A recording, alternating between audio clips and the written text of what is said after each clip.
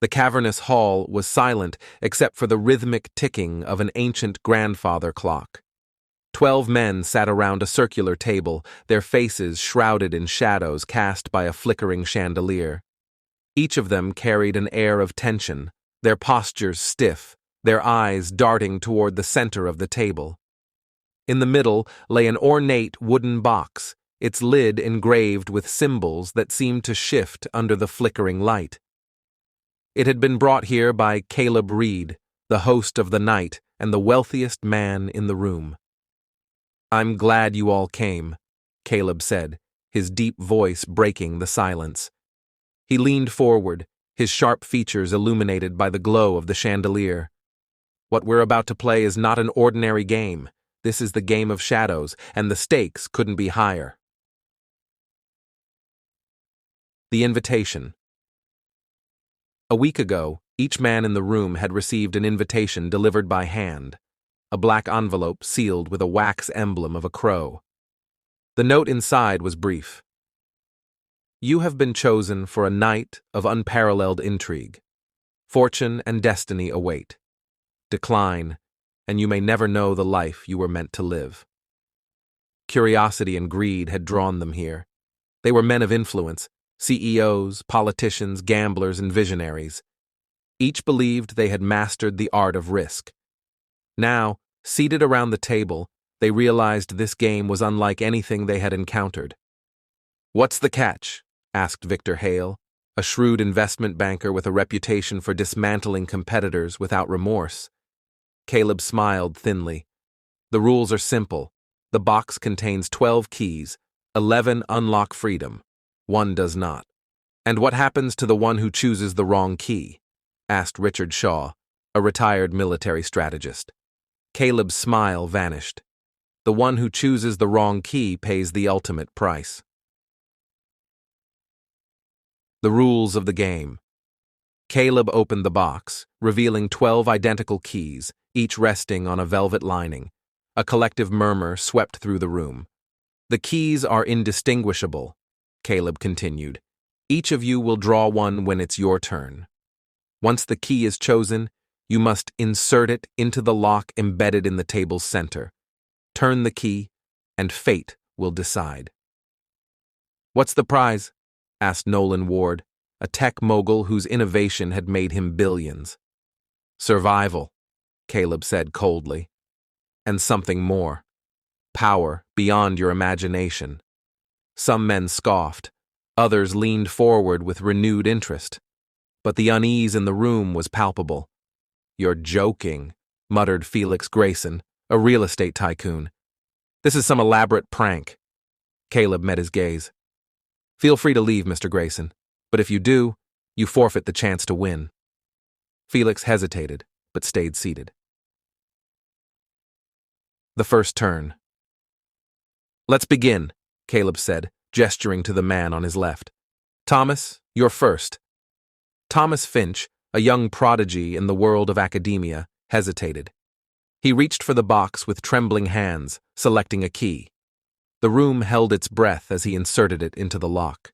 The key turned smoothly, and a soft click echoed in the chamber. Thomas exhaled audibly, his relief palpable. "I'm safe." "Indeed you are," Caleb said. "Next." One by one, the men took their turns. Each time, the key turned without incident. Tension eased, and some began to smirk, believing the danger was exaggerated. But when it was Victor Hale's turn, the mood shifted. Victor's fate. Victor took his time selecting a key, his sharp eyes scanning the box as if searching for some clue. Finally, he chose one and inserted it into the lock. The key jammed. Victor frowned and tried again, forcing it to turn. The lock emitted a harsh, grinding noise, and then it happened. A piercing shriek erupted from the table as the chandelier's light flickered violently. Victor gasped, clutching his chest. His body convulsed, and he collapsed to the floor. The room erupted in chaos. "What is this?" Nolan shouted, rising from his chair. Caleb remained seated, his expression calm. "The game has claimed its first." Victor's lifeless body was dragged from the room by two unseen attendants, leaving the remaining players pale and silent. Doubt and desperation. "I'm done with this," Felix declared, standing. "This is madness." "You're free to leave," Caleb said. "But remember, once you leave, you can never return." Felix hesitated, his greed battling his fear. Finally, he sat down. The game resumed, but the mood had darkened. Each turn felt like an eternity as the men grappled with the possibility of their own demise. When it was Nolan's turn, he closed his eyes and muttered a prayer before selecting his key. It turned smoothly, and he let out a shaky laugh. "Luck is on my side," he said, though his face betrayed his anxiety. The second loss. Richard Shaw, the military strategist, was next. He approached the box with the calculated precision of a man who had led countless missions, alliances, and betrayals.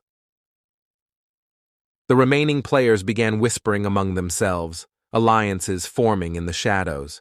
Some suggested abandoning the game, while others sought ways to manipulate the outcome. Nolan approached Felix, his voice low. "What if we refuse to play?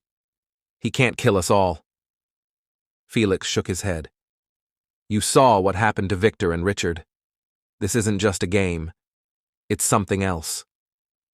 Meanwhile, Thomas, the academic, tried to decipher the symbols on the box, hoping to find a pattern.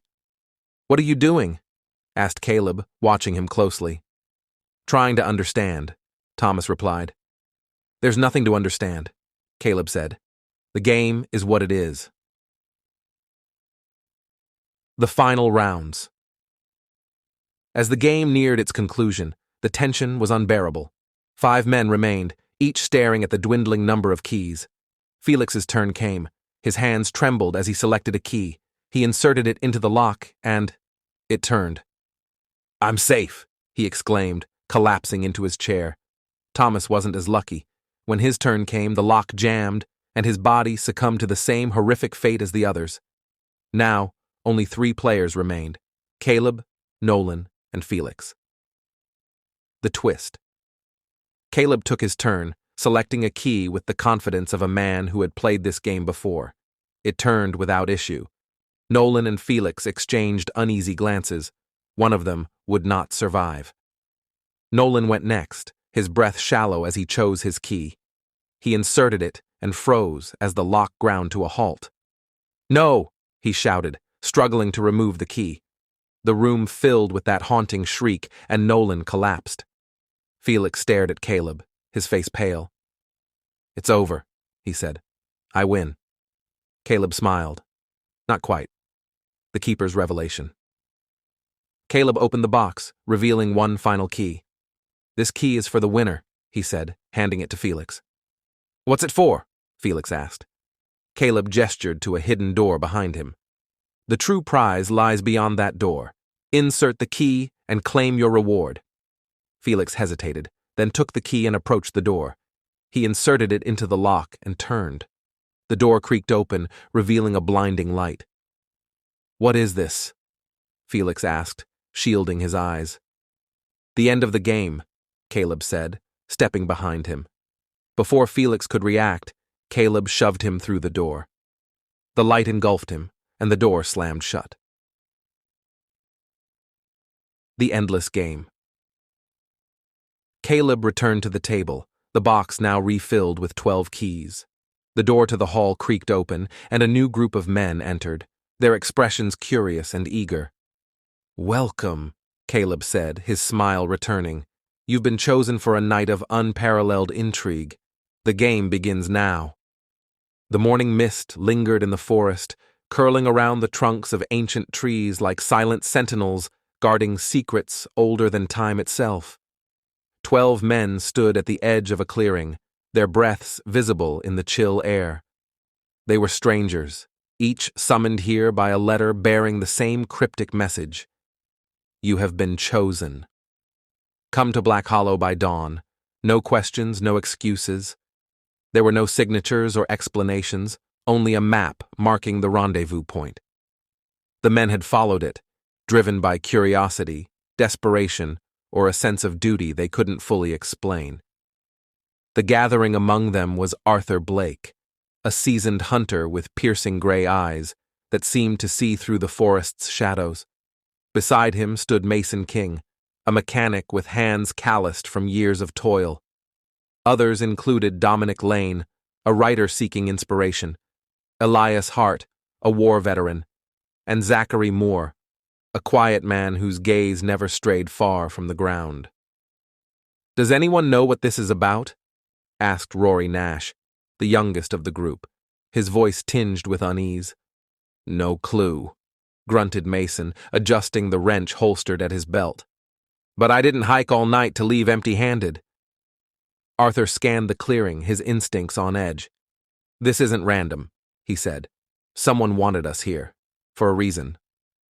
As if on cue, the sound of a branch snapping echoed through the woods. The men turned toward the noise, their tension palpable. From the shadows emerged a man clad in a dark cloak, his face obscured by a hood. He moved with an unnatural grace, the crunch of leaves beneath his boots the only sound. "Welcome," the stranger said, his voice deep and commanding.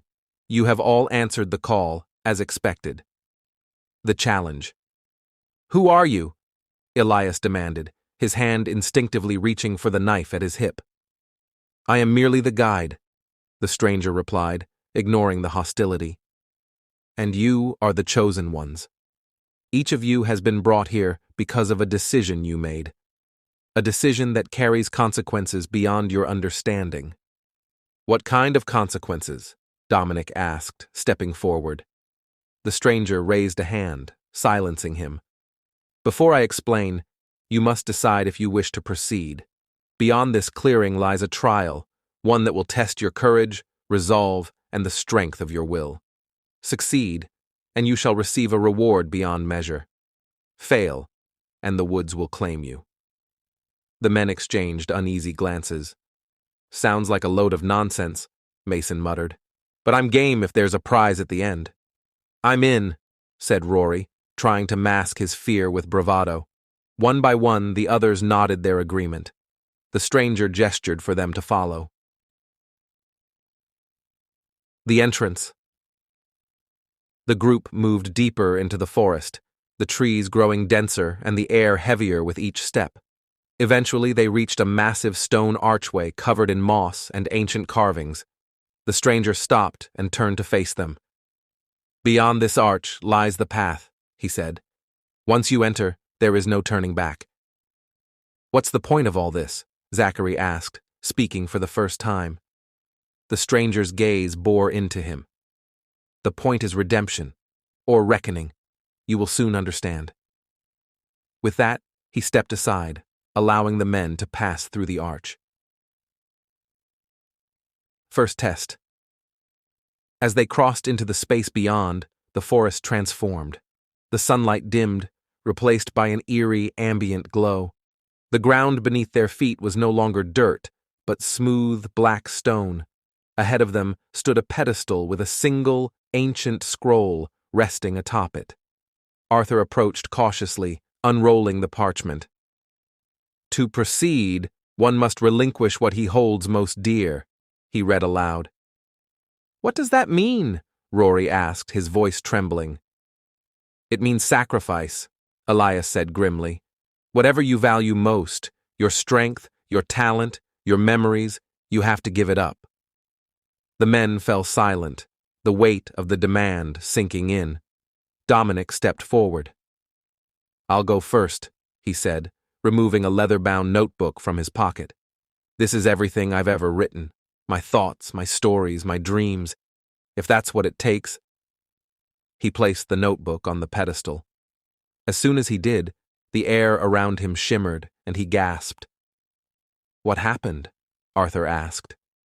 Dominic turned to them, his eyes wide. "It's gone. I can't remember any of it. Every word I've ever written, it's just gone." The pedestal glowed, and a path appeared before them, winding into the darkness. The descent. The group pressed on, each man silently dreading what his own sacrifice might be. The second trial came in the form of a riddle carved into a stone wall. What is heavier than stone, yet lighter than air? What binds but cannot be seen? That's easy, Mason said. It's a promise. As soon as the words left his mouth, the wall rumbled and split apart, revealing another path. You're awfully good at this, Elias said, eyeing him. I've broken enough promises to know their weight, Mason replied, his tone bitter. The third test. The next trial was physical. The men found themselves in a circular chamber with walls that began closing in the moment they entered. There's gotta be a way out, Rory shouted, panic setting in. Look for clues, Arthur commanded, scanning the walls. Zachary found a lever embedded in the floor. Here, he called. The men worked together to pull the lever, their combined strength barely enough to budge it. The walls stopped just short of crushing them, and a door opened on the far side of the chamber. We're not going to survive this, are we? Rory muttered as they exited. Not if you keep thinking like that, Elias snapped. The final trial. After hours of grueling challenges, the group reached the final trial. They stood before a massive obsidian door inscribed with the words, "One must stay behind to open the way for the others." A heavy silence fell over the group. I'll do it, Zachary said quietly. What? Arthur asked, stunned. You heard me, Zachary said, stepping forward. I don't have much waiting for me outside these woods. If my staying here means the rest of you can leave, then so be it. Before anyone could protest, Zachary placed his hand on the door. It glowed, and the rest of the group was pulled forward, through the door, and into blinding light. The reward. When their vision cleared, they found themselves back in the original clearing. The stranger stood before them, his expression unreadable. You have completed the trial, he said. You are free to leave, and to claim your reward. What is it?